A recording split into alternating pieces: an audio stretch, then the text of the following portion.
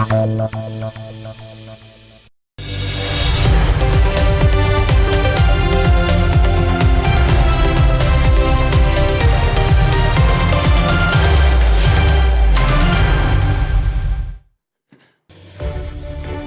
afternoon, President Mahama launches ambitious 24-hour economic policy which seeks to redefine the nation's economic architecture by boosting productivity, creating jobs, and reducing reliance on imports.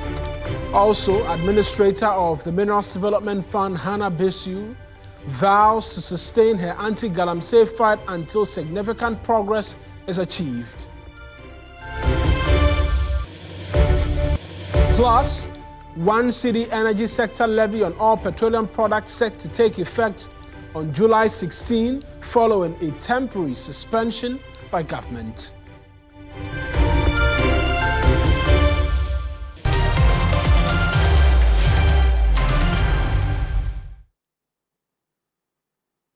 Hello there, it's good to have you join me this afternoon here on News Central. I am Awena Egbeta. The bulletin starts right now.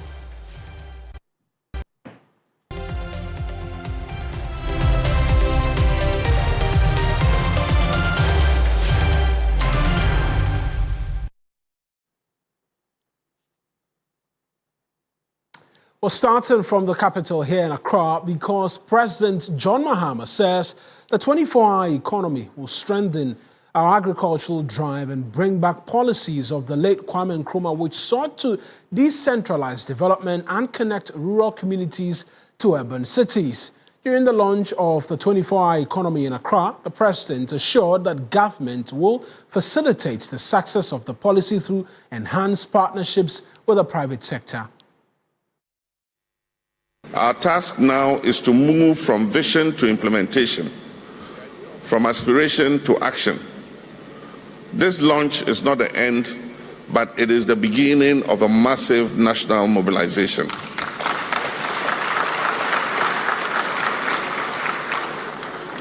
But let me be clear here. The 24H Plus agenda is not simply about extending working hours.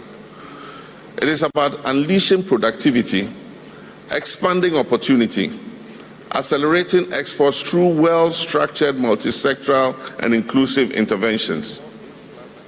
And so we would have national consultation and co-design. And over the past 6 months, the 24-hour Plus Secretariat under the Presidential Advisor, Mr. Guzitano, and his team has undertaken an extensive national engagement process. They've listened to entrepreneurs, both large and small, both formal and informal. They've listened to organized labor, cooperatives, farmers, and traders. They've listened to artists, technologists, traditional rulers, and religious bodies. They've consulted with diaspora groups, development agencies, investors, and infrastructure experts. They've talked to youth and women's organizations, scientists, and educational institutions. Alongside the private sector, the Secretariat has worked with government ministries, departments, and agencies to align regulatory, fiscal, and institutional frameworks to the program. The 24-hour Plus agenda comprises synergistic sub-programs that are tailored to key value chains, and you must have heard the ministers mentioning them. These include Grow 24.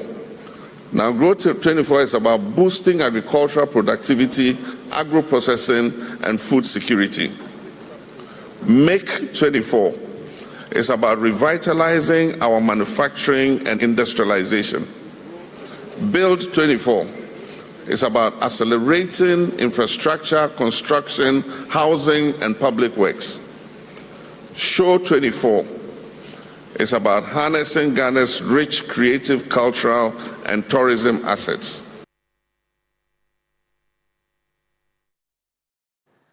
And that's the President, John Dramani Mahama, at the launch of the 24-hour economic policy, and we'll be bringing you a lot more perspective on this, gauging the thought of development experts as we work the phone lines to get them and then broaden this conversation. What this means for you and I, we had the president mention that it's not just about persons working extended hours, but it's about connecting this to development, connecting this to our export and the likes, where you will find all of the breakdowns and how you watching at home can immediately begin to connect with this policy. We'll seek to bring that conversation for you if you stay with us here on News Central, even as we work the phone lines to bring in our experts. But let's switch focus right now and talk illegal mining, because the administrator of the Minerals Development Fund, Dr. Hannah Kote, has warned she will continue to deal with those who are destroying communities through illegal mining. Her comment follows an investigative piece by TV3 that shows that heavy metals are found or have been found in food items from the Tiwa West in the Eastern region. Dr. Kote spoke on Agenda last night with Beatrice Edu. The actions that we've taken, these actions, they began yielding results. When you go to Tiwa West, we arrested those on site, and the one behind has appeared. Because we take you once you touch the communities. So I was telling people, you know, when you start doing these things and you are getting results, then you have some group of persons that somehow it affects. Maybe directly or indirectly, I don't know. And they will try and come up with all sort of funny excuses. Oh, it's not your mandate. Oh, it's not this. I was actually going to go there. No, don't even go there. As a Ghanaian, it's my mandate. That is number one. When you have the police, the military, and other people who are supposed to be so now let me also tell you, why do you arrest a thief when they come to your house? Why don't you sit down and, as said, it's not your duty to arrest a thief because you're not a police officer? Are you a police officer? No. So will you watch a thief to rob you or rob your neighbor because you are not a police officer? Let me also clarify for you. Probably you've not seen the videos. I don't go alone. I've seen thieves. I've seen murderers. I've seen terrorists. They are environmental terrorists. They're terrorizing the communities that I'm supposed to serve. They terrorize these communities that I'm required, even by NDPC. They said the Mineral Development Fund, you should support in the prevention of mining environmental degradation and pollution and promote mining community socioeconomic environment. When you say, is it your mandate? And I'm like, okay, is it my mandate to drink contaminated water? Is it the mandate of that innocent pregnant woman to have malformed baby because somebody contaminated the water? Is it the mandate of that child at Old Atitim who knows nothing but a gun because people come and terrorize them with guns? Is it the mandate of that 7-year-old boy who fell in the pit, dark in the community and died? Is it the mandate of that mother to have lost her son? Now,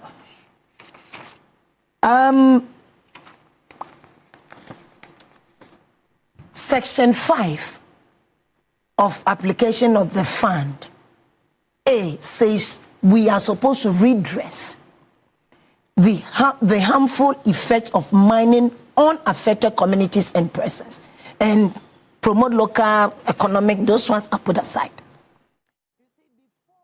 That's Dr. Hannah Bisu, and she was reacting to that report which we told you about heavy metals being found in food produce from the Tiwa West area in the Eastern region. Let's bring you that report detailing the concerns which have been raised, reason for which we're seeing some of that reaction from Dr. Hannah Bisu. For decades, Ghana has unsuccessfully fought the menace of illegal mining, and the devastating effects have been obvious for all to see. Polluted water bodies, more than half of Ghana's rivers filled with harmful metals, and many women experiencing defects on their babies. But to what extent have these heavy metals seeped into food items on the market? I took a trip to some communities infested with Galamsey in the eastern part of the country to find out. Over 280 forest reserves that Ghana has. About 43 of them have already been touched by the activities of illegal mining. It all starts from here on this farm. Don't be deceived by the lush greenery you see right here, because just some few meters away you've got holes that have been dug here and illegal mining activities are going on. We want to take some food items to examine them to see or confirm whether or not the proximity of these farms to these Galamsey activities cause the chemicals to seep into the raw food items. So let's go. This should be about from here to where the illegal mining activities are. It should be about between 300 and 400 meters. From there, we move to other farms to pick the same samples of cassava, plantain, and even vegetables. I'm plucking some garden eggs and pepper from the plant that are just a few meters away from the illegal mining I've been talking to you about. We took these items to the ecological laboratory at the University of Ghana for examination and results. I have with me right now Professor Benedicta Fosu-Mensah. She's the acting director for the Institute for Environment and Sanitation Studies, and this eco department is under her office, and of course she has a research assistant with her, Amwako Ofori, and so she will start really giving us the results, and then Amwako will conclude with that. Ma'am, please tell us what you found from the samples. The sampling is not a holistic sampling, that is not the entire eastern region, but they were just random sampling of some food stuff. Okay, so I can see on your laptop that you have plantain, like we brought, cassava, contomere, garden eggs, pepper. Just tell us what you have. I've seen some numbers here. Okay, all right. So 5 heavy metals were analyzed in the laboratory, and then the food crops that were brought to the laboratory were plantain, cassava, contomere, garden eggs, pepper. So after our analysis and we found the various concentration, we also subjected it to permissible limits or guideline values. And so we chose WHO/FAO, which is the World Health Organization Food and Agriculture Organization limits, as well as EU limits. The results are shocking. Food items have heavy metals far elevated above what is permitted, causing serious health implications, including brain damage and other related neuro diseases, nervous breakdown, among others, especially in children. Manganese recorded higher values, and these values were in contomere, they were above 1, and their units for adults were 1.14 and 2.01 respectively. However, for children, it was higher in contomere and garden eggs, and their values are 1.23 and 1.03 respectively. Then also we calculated for mercury, which is the target hazard quotient, and that one was also higher in cassava for both adults and a child, and they were 1.77 and 1.90 respectively. The next calculation or model we subjected it to is called health index, and then the health index is supposed to be the adding all multiple elements that you have analyzed together, and when you also sum them up, it shouldn't be above 1. But when we did a summation of copper, lead, zinc, manganese, and mercury, all of them were higher than 1. They were in the range of 2 to 4, which means they were higher than 1, which caused some concern. So in summary, manganese and mercury had the highest concentration in all the food substances. So some of the symptoms of taking too much lead in your food sample, it could be exposure to even low levels of lead can cause damage over time, especially in children. The greatest risk is to brain development, where irreversible damage can occur. Higher levels can damage the kidney and nervous systems in both children and adults. Okay, so high levels of mercury exposure can lead to severe neurological damage, developmental problems in children, and even cause death in both children and adults. All right, so you just got a bit of the details there from that research and the health implications of consuming these food items that are polluted with these metals. Of course, we're going to be having a conversation about this in studio and get a bit deeper. Well, that's the detail of what it is that latest investigation has found. Heavy metals in food produce from Etiwa West. A private medical practitioner, Dr. Dennis Porte, he's warned that many people will begin having memory and other cognitive issues because of heavy metals found in our food. You have these chemicals or these heavy metals in your food. It goes through the normal thing. You eat, it gets digested, it gets absorbed, it enters your blood. Your blood travels everywhere, including your brain. So the blood feeds the brain. Now, we have something we call blood-brain barrier.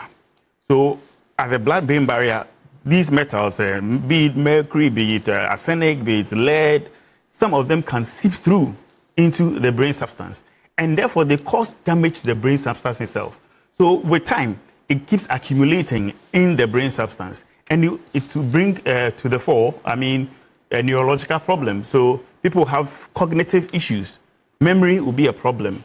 And the brain actually controls everything you're doing. So perhaps we should even be expecting people having Alzheimer's. Of course. So one of the things that, or eventualities, is that if we are not careful, in the next 30, 50 years, we'll have younger people coming down with dementia, memory loss at younger ages than what we are having now.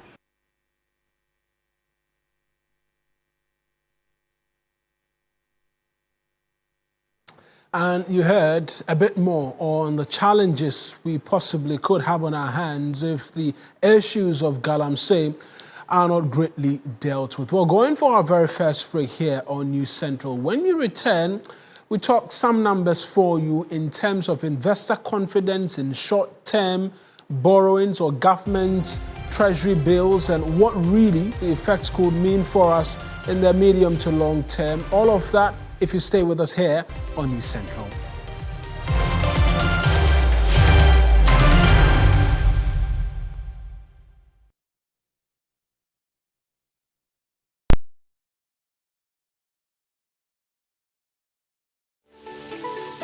Why are more and more professionals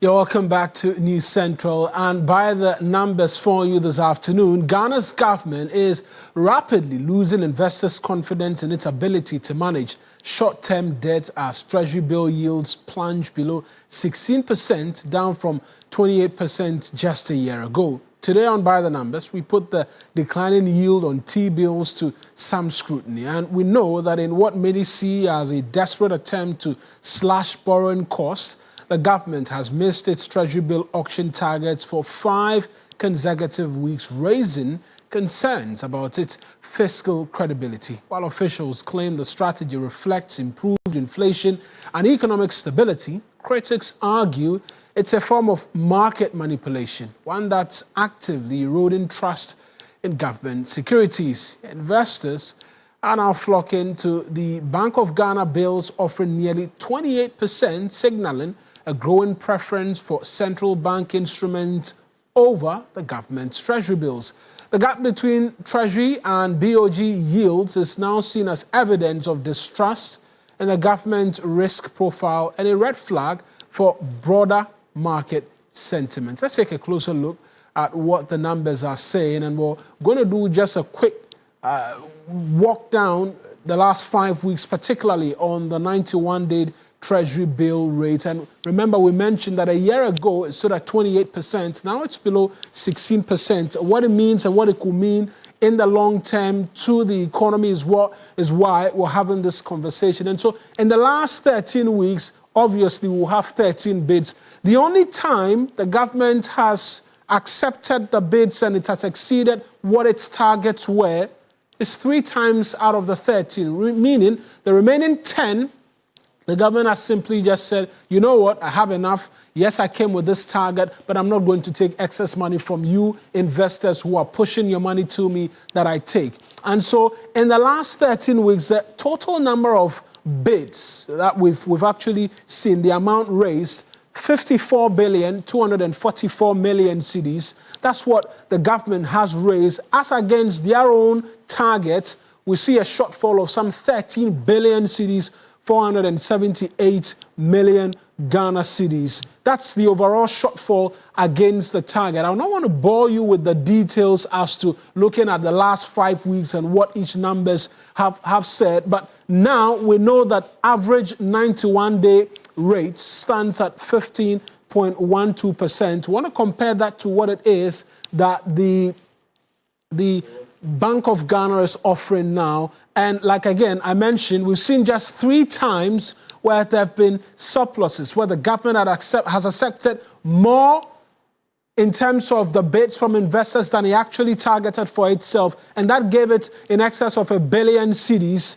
And the average surplus has ranged around 346 million cedis in those 3 times. But in terms of the deficit, we've seen that happen 10 times in the last 13 weeks, which is the second quarter of this year. And we're seeing a total deficit or government rejecting in total 13,478,000,000 cedis. Averagely, 1,348,000,000 cedis per auction. And so that's where we are at. And we're seeking to take all of this right now to an expert on this matter, get to find out what this means in terms of the economy going forward. Joining us on Zoom is Ebenezer Nyako. He's founder of EN Analytics, who's been following this development closely as well. Many thanks, for speaking to us.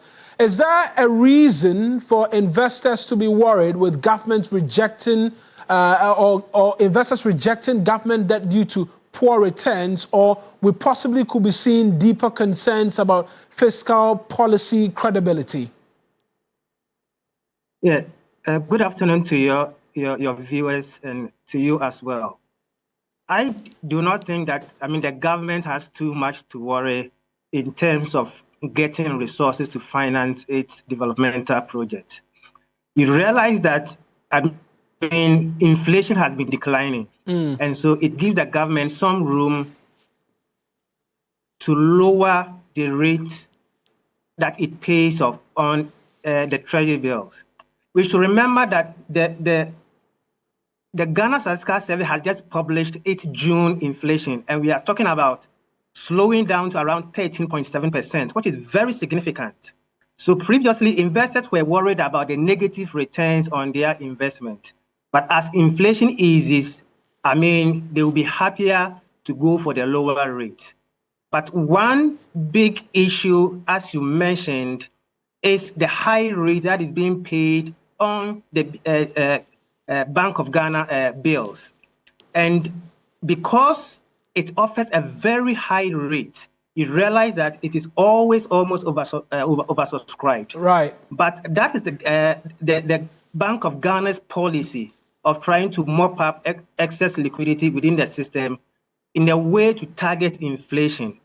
So it is independent of government fiscal policies. Right. So what I will say is that at this point, the government does not need to worry too much because there are certain expenditures that are still on hold. You remember the government is not paying contractors because it is auditing most of their books to verify the actual numbers. The problem comes when it begins to pay these huge debts that are outstanding. That is where we will see whether rates will pick up again or they will stay where they are. And so for now, all is well. There's also no genuine or legitimate reason for anybody to say that there possibly could be liquidity concerns with the BOG's rates being obviously higher than the government's treasuries. No, the reason is that, as I said, the BOG is targeting inflation. And one of the reasons it has kept the policy rate that high is to ensure that inflation is tamed. And now that we've seen that inflation has dropped around to 13.7%, it will begin to ease down on the rate it pays on the BOG bill. That one I can assure you. And so what all of this, I mean, seeks to do is that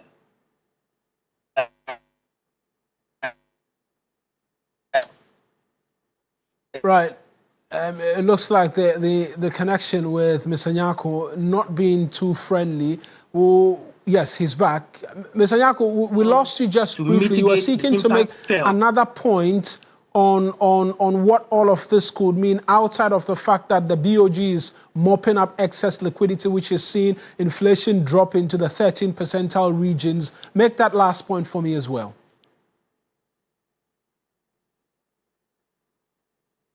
Yeah, so what I'm trying to say is that the government will begin to have issues when it begins to raise larger amounts of money. And that is where the test of the current government policies will come to bear.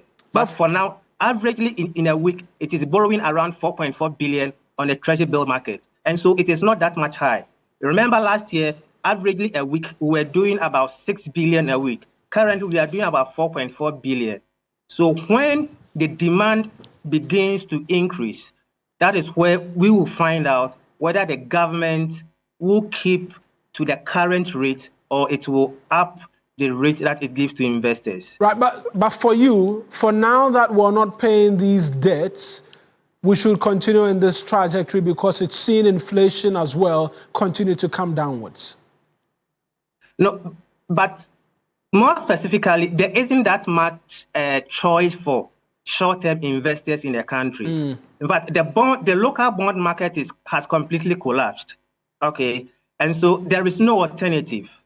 And the government has managed to solve the issue that would have arisen because of if people wanted to invest in Forex. Now, Forex is not that much profitable. Okay, so people don't have much choice as far as if you have money and you want to invest in Ghana, you don't have much choice. And the government has seized on this opportunity to lower the rates as much as it could and pay a smaller amount of interest. And so the government is making a lot of money. If you look at the rate of interest or interest that this government has paid in terms of the amount it has borrowed, I mean, as at June, it paid just around 145 million on the entire borrowings it did on Treasury bills. Whilst last year, we were doing an average of 600 million per month. Currently, we are doing interest payment of around 200 million. So the government has saved close to about 40 billion by forcing the interest rates on Treasury bills down. So it's a windfall for them. Right then, Mr. Nyako, we'll leave the conversation here. I'm sure we'll come back to you again and continue all of these chats about the economy and what it could mean.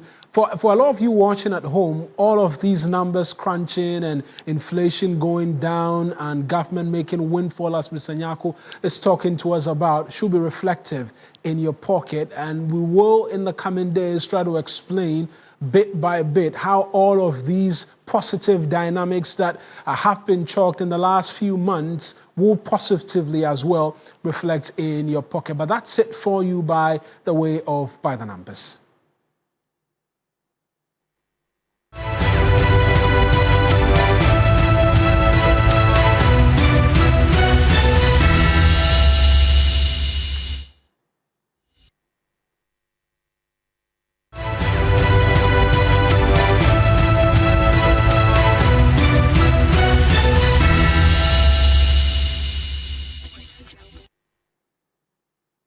Big news from the quarters of the Electoral Commission, who've just agreed with both the NPP and the NDC, or all parties in the Ablekuma North constituency. Remember, that constituency still doesn't have a member of parliament. The Electoral Commission has agreed with the parties for a rerun in 19 out of the 37 polling stations in Ablekuma North. Let's get straight into that statement that's come from the Electoral Commission, and I want to bring that to you right now as we go onto the screens. Right, and so you're seeing that on your screens right now, and it reads verbatim: as part of its commitment to resolve the impasse regarding the Ablekuma North constituency parliamentary elections, the Electoral Commission yesterday, the 1st of July, met with representatives of the National Democratic Congress and the New Patriotic Party. The meeting, which was a follow-up to an earlier meeting held on Thursday, the 12th of June 2025, provided both parties the opportunity to brief the Commission on any new development regarding the said constituency. The parties informed the Commission that their positions put forward at the last meeting remain unchanged. The NDC held the view that elections should be rerun in the 37 polling stations because scanned pink sheet from 37 polling stations which were used to collate the results were provided by the NPP. The NPP also was of the view that the results from 3 outstanding polling stations be collated and a winner declared, since the NDC agents had verified and confirmed the scanned polling station results they presented. They go on to say that it is important for the public to understand that the issue in contention has to do with the fact that 37 pink sheets provided by the NPP and used to collate the results were scanned copies. The public may recall that political party supporters besieged our collation center and destroyed a number of the pink sheets for the Ablekuma North parliamentary election during the collation following the December 7 general election. And we'll bring you the full details of that statement, but that's what you're seeing on your screens, which were the result of all of the happenings in the aftermath of the December 7th, 2024 general elections. We know that Ablekuma North still doesn't have a member of parliament, but let's connect with Musa Dankwa. He's a pollster. He doesn't like to be called that pretty much, but he's the executive director of Global Info Analytics. He's joining us just by way of gauging what the dynamics possibly could be. Mr. Dankwa, I appreciate you speaking to us. You've been looking at the constituencies, and I know in subsequent pollings after the elections in December, you've put Ablekuma North in focus. Now we're understanding 19 out of the 37 outstanding polling stations are expected to see a rerun. What are the dynamics based on what you've seen in the past, and what projections can we be making into that in that possible rerun? Ablekuma North on our radar for some time. We polled there several times. And indeed, we put the constituency on the radar of too close to call at the time. But with the advantage to NDC. But there was dispute and they couldn't win it. Now that they're going to be rerun in 17 of those electoral areas, or what they call the polling stations. Look, it's going to be about motivation. who is more galvanized to show up to vote, and indeed, who does the environment and the women favor. And if you put those two together, you see more galvanized to go out and vote. It will be difficult to get MPP people out there to go and vote, knowing that that number will not make any difference to their parliamentary numbers. MPP persons to go out and vote. Couldn't this be a good enough opportunity for the party? This is just because you mentioned the difficulty in motivating their supporters to go out and vote. Wouldn't this be a good enough opportunity for the party to begin what possibly could be a resurgence of some sort, going down there, campaigning aggressively, and to begin what possibly could be a rebuild for the party? I think it will be a good opportunity if that can be done. If they can mobilize and go there and see how the people respond. Not necessarily bringing staff from outside, but to check naturally whether the people in there will be galvanized to come up on their own to support them to win the seat. If they can do that, that would be a very good plan. I'll stay with the NPP just a bit longer because they believe they've won this election. In fact, in all of their commentaries and the lies, they continue to make the argument strongly that they've won the elections. Even if the outstanding 3 were to be added to the NDCs, it will not make much of a difference. Shouldn't they rather be the happier of the two parties, considering they have been of the opinion that they've won this election and the NDC has been insisting on a rerun? You know, I think it is NPP has to win more seats, has to be relevant. And for that matter, seeing what has happened in the parliament, they've raised that issue in parliament several times of Ablekuma North. And that needs to be resolved. If they can win it, that would be a very good for them because it would mean that they can begin to motivate their people and galvanize them. But if they fail to, it will probably signal what is currently being shown in the polling numbers. The level of motivation is down. And the situation economically across the country may not adhere to their benefit in terms of what the campaign has taken up. The elections is expected on July 11. That's what, 9 days away, roughly a week plus 2 days. Really, for both parties, what work can be done between now and then to ensure that you sway voters into your fold?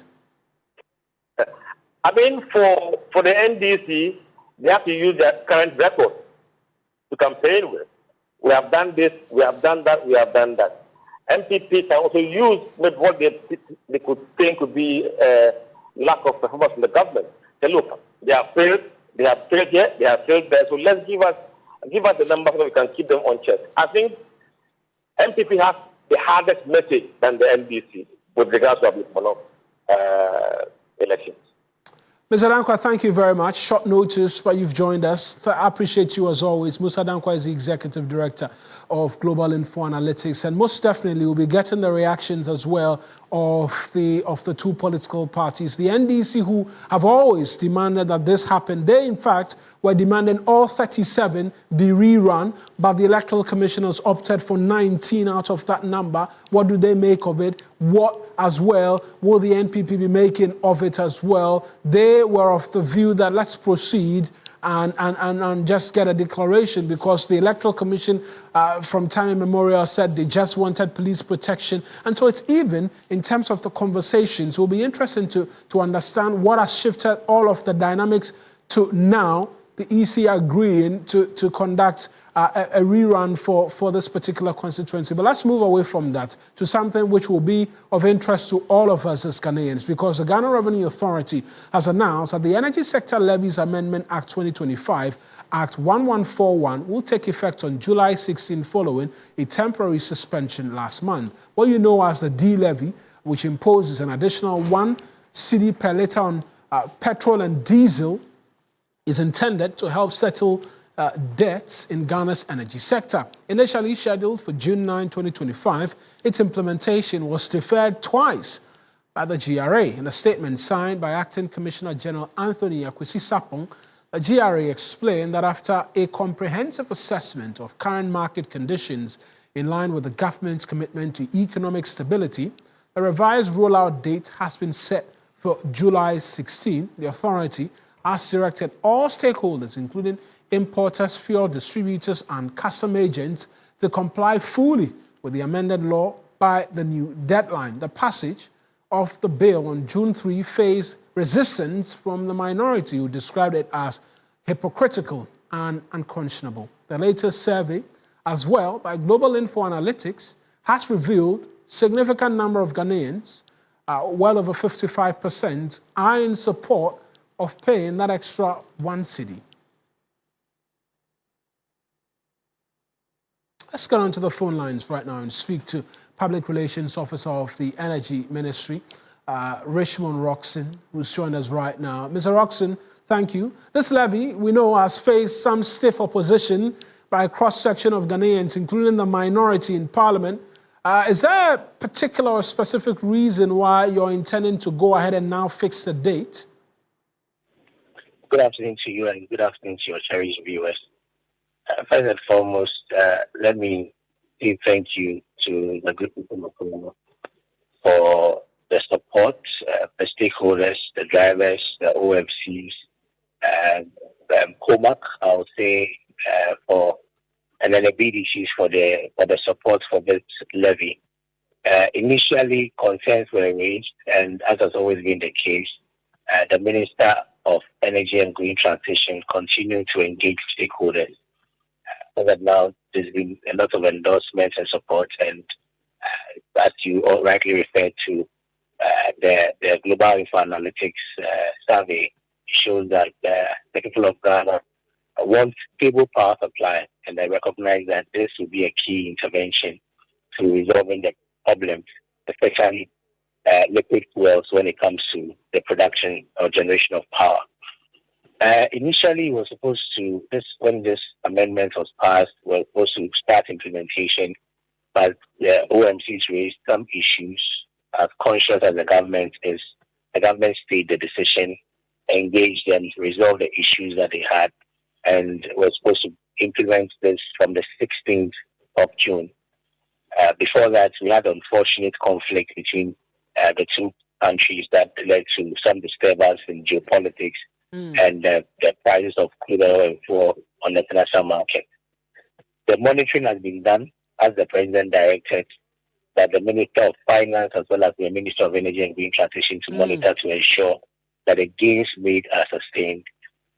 Over the last 2 weeks, the ministers have done comprehensive monitoring, also done comprehensive consultation, and have decided that it will be ideal to commence the effective date from 16th of July 2025. Right. And that will directly be on the start of the second pricing window for this particular month. What realistically, based on current prices, because we know that the first pricing window has kicked in, that once it comes in, what could be the averages we're seeing for pump prices? At this point in time, it will be difficult to give specific numbers. What we expect is that we expect prices to be fairly stable as it's been. In the last 8 or 9 pricing windows, we've seen prices over around 10, 11, 12, depending on which OMC you purchase from. In the next pricing window, we'll look at the dynamics, what the indicators will be. So far, it's obvious that the exchange rate will still be stable. It's around 10.2 now. We'll look at the price of crude, which has dropped at the last check this morning, was around $65 per barrel. We'll also look at the international prices for finished products within the period, look at the average and determine what the prices will be. But our indications are that prices will be fairly stable. Even if there will be any change, definitely it should be marginal. The assurance will always be that the government will continue to monitor, and as and when it becomes necessary, suspend the levy again when world prices spike. Yes, the government so far has showed that it is concerned about what the fuel prices are, concerned about the gains that we've made, concerned about the economic situation that the country finds itself. The government's intention is not to unfairly ask the people of Ghana into difficulty. So as and when the prices escalate, definitely, as the government has showed, the government will take a look at it and then take a decision whether to suspend, review, or even proceed with it. So we rest assured the people of Ghana have the assurances of government that at every material point in time, their interest will be paramount in the implementation of this levy.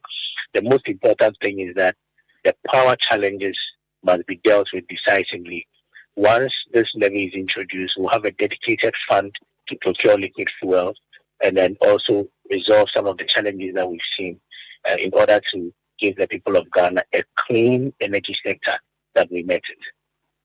As always, thank you. Richmond Roxon speaks for the Energy Ministry, and we just want to walk you through a bit more details right now on why we're seeing this levy come into effect. And so there's been a lot of talk about the country's energy sector, debt and the debt overhang. As of March 2025, this is what we stood at, some $3.1 billion in terms of debt. The immediate financial obligations, as we were made aware of in the conversations which surrounded this particular levy, which we're talking to you about, were required to restore guarantees in excess of $600 million. We needed $3.7 billion to clean up the total sector indebtedness. And then as well, projected fuel procurement costs stands at $1.2 billion annually. But this is what we're expecting to see now. Before the coming into effect of this levy, what you were paying on your fuel in the cost bill that when it comes to the energy sector levy was 95 pesos, but there's been a 1 cedi increase, and so it's now 1 cedi 95 pesos. Same for, it was different for diesel because that was 93 pesos. Now it's 1 cedi 93 pesos. For the others, we've just seen marginal changes, 20% or 20 pesos for fuel oil, and then 20 pesos as well for marine gas oil. LPG has remained the same, and this is why you're going to be paying a lot more for both fuel and diesel from July 16, I should say. But the government says they are confident prices will not, amongst many other things, be affected so greatly. Now we understand the expected revenue is around 4 billion cedis by the end of the year because it was suspended initially, but we'll bring you a bit more details if you stay with us. But right now, let's bring you Regional Hub.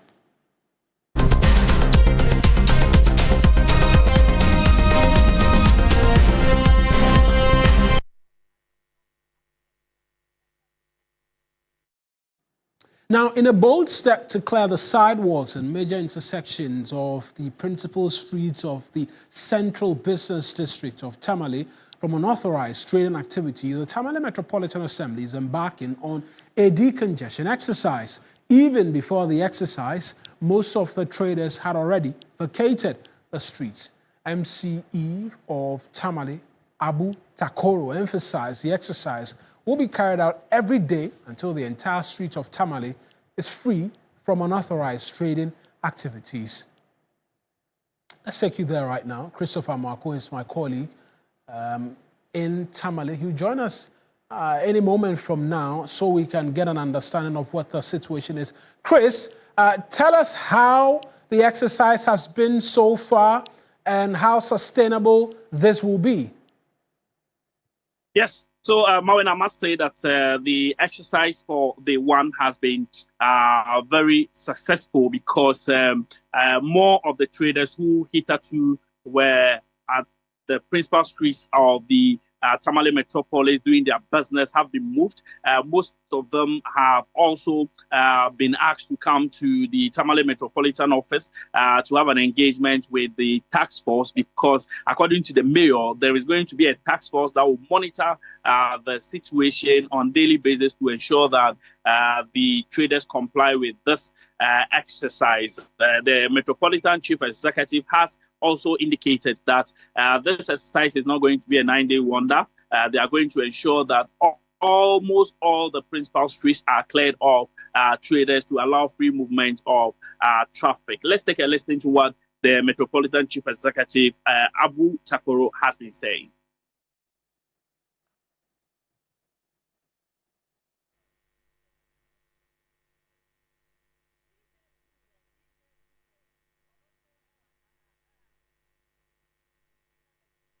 And Chris, just a bit of a challenge, but just briefly on the residents, how are they reacting or responding to this exercise? Because we mentioned that a number of them are taking queue and were leaving the sidewalks even before the task force could come around. Is it by this suggesting that they accept that they are not supposed to be on the streets? Definitely, Mawena, but one challenge, one concern they have been raising has to do with the fact that the Metropolitan Assembly is unable to give them a place where they can move to transact their business. And so that is been the concern so far, and that has been the contention between the Assembly and the traders. They are saying that they are willing to move from the streets to a place that will be designated for them to transact their business. But they are also alerting the metropolitan officials that they should not be sent far away from town where it will be very difficult for their customers and other people to be able to locate them. And so the Assembly is also in talks with them, identifying places where they will move them to. Yes, thank you very much. Let's listen to the MC Abu Takoro as he spoke to you, and then we'll hear from the residents as well. Today, as we embark on the major exercise, we have realized that at least about 75% of the yellow people have been placed in the taxi round. And we are moving towards Ababu to also place others at the appropriate places where we have already gone to secure places for them. So I want to use this opportunity to still thank the people of Tamale for cooperating with me to be able to execute this exercise. We are doing this exercise not because of me as a person, not because of management, not because of anybody, but we are doing it to prevent accidents on our road. And you know, as we can all see this street, this road is meant for cars to be moving freely. The bicycle lanes are meant for bicycle lane. So why should we allow people to come and trade on distance? And people will sit somewhere, especially you, the media. This morning you started asking me that as I'm asking them to move from those places, where am I putting them? Is this place a market? Recruited a number of local task force, backed up by police, Ghana Police Service, and they are going to do it. I myself am going to be monitoring every day when I get up to go to office. That's Abu Takoro, is the mayor of Tamale. Let's take you to the Ashanti region, where in just 3 months, the deplorable Kotokuom Bridge has undergone a transformation from a hazardous structure to a fully repaired and free passage. Residents and commuters can now cross with confidence, free from the dangers that once plagued this vital link. Ibrahim joins us from there to examine the bridge's rehabilitation and the impact it's having on the communities there. Ibrahim, the residents there must be very excited. Exactly, Mauna, is a dream come true because this bridge started deteriorating not today. In fact, for the past 7 years, gradually it has been deteriorating. Then in March this year, the road minister had to eventually close down the bridge because of fear that it can cave in at any given time. Then they awarded the contract, and you know, as usual, people thought that even with the contractor working, they didn't even expect that within a space of 3 months, the bridge will be fixed, because this is a huge bridge on the Ofin River, and it's not only the people of Kotokuom who will be beneficiary to the fixing of this bridge, but 15 other communities, and all these communities form part of key communities when it comes to cocoa production in the Ashanti region. So before the fixing of the bridge, it was difficult for them to cut even cocoa produce from the community to the market center. They had to use a detour route, which will even take them 2 hours instead of the usual 10-15 minutes before they get to the main stretch. And the life-threatening risk as well, but eventually the bridge has been completed. But for now, it has not been open to traffic because the engineer says it has to take 21 days for it to be able to be effective before the. So the 21 days will elapse somewhere in July 8th. That is when they will begin to use the break. But as usual, people are excited and they are thanking the president for fulfilling the promise made today. Ibrahim, thank you very much with that update, because you brought it to us when the residents were complaining. But let's hear from the residents even as we wrap up this afternoon's edition of the Bulletin. When we were crossing, it is not easy. We sometimes carry our luggages. Some people brought cocoa from the other side to this side. We found it difficult to carry our goods and luggages to cross this. The NDC government, they told us that when we vote for them, they will come and do our they will come and restore our bridge for us.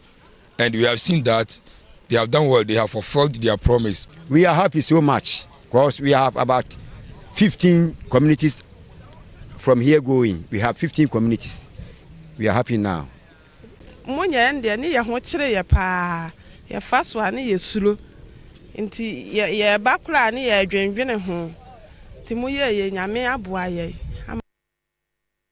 Excited residents, and pretty much what governance is about, people's expectations and developmental needs being answered, and that is what pretty much politics and government should be about. That's our bulletin for you this afternoon, which came to you from our studios here on the John Hammond Street. As always, a lot more news if you log on to 3news.com.